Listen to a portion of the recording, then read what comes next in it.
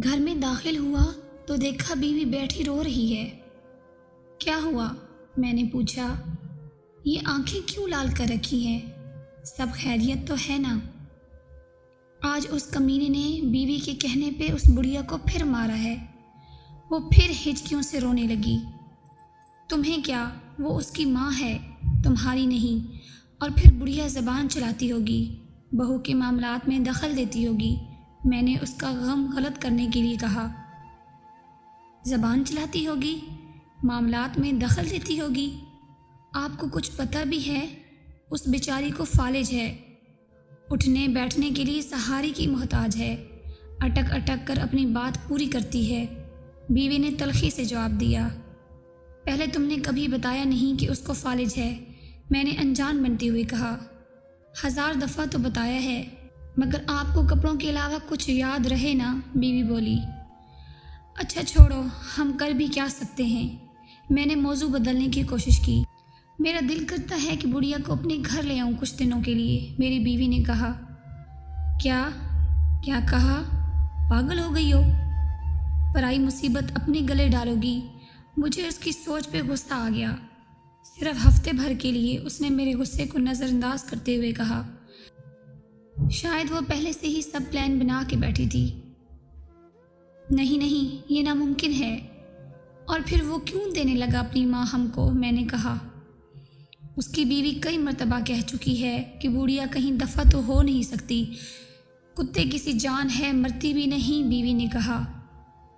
اچھا یہ کہتی ہے وہ، میں نے بیوی کا دل رکھنے کے لیے کہا۔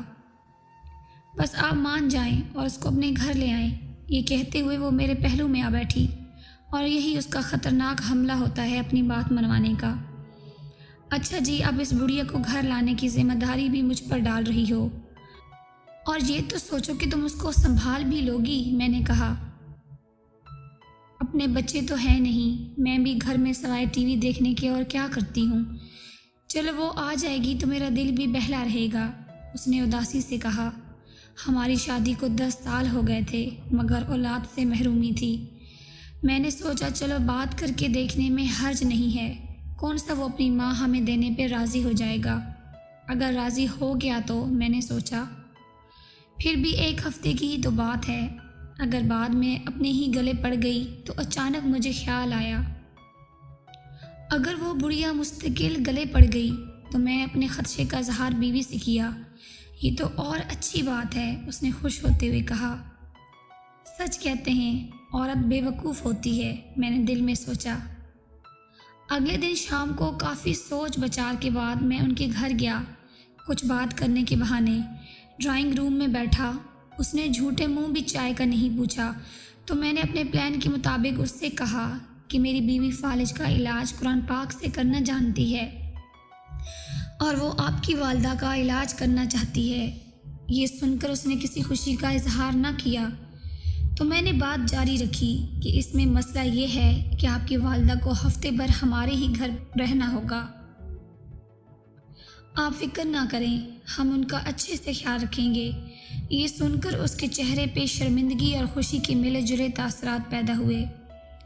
اس نے تھوڑی سی بحث کے بعد اجازت دے دی۔ میں نے اٹھتے ہوئے کہا کہ علاج میں 15-20 دن بھی لگ سکتے ہیں۔ اس نے اور بھی خوشی محسوس کی، کہنے لگا، سلیم صاحب، میں تو چاہتا ہوں کہ میری ماں ٹھیک ہو جائے، بھلے مہینہ لگ جائے۔ اور یوں اس طرح اماں مستقل ہماری ہی ہو کے رہ گئیں۔ اگلے دن وہ بڑھیا ہمارے گھر منتقل ہو گئی۔ بس وہ بڑھیا کیا تھی، سفید روئی کا گالا سی تھی، نور کا ایک ڈھیر سا تھا، لاغر سی، کمزور سی، جیسے زمانے بھر کے غم اس کے نورانی جھریوں بھرے چہرے پہ تحریر تھے۔ آنکھوں کے بجھتے چراغ، کپ کپاتے ہونٹ، مناسب خوراک اور دیکھ بھال نہ ہونے کی وجہ سے حالت اور زیادہ خراب تھی۔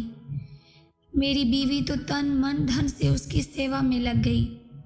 بستر، کمبل، چادریں، کپڑے، اچھی خوراک اور خدمت سے اماں کے چہرے پہ رونق آنے لگی۔ پتہ بھی نہ چلا مہینہ گزر گیا۔ پہلے اس کی بہو ہر 2 دن بعد آتی رہی، پھر 4 دن کا وقفہ ہوا، پھر ہفتہ ہونے لگا۔ اماں کو واپس لے جانے کی بات نہ اس نے کی نہ ہم نے کی۔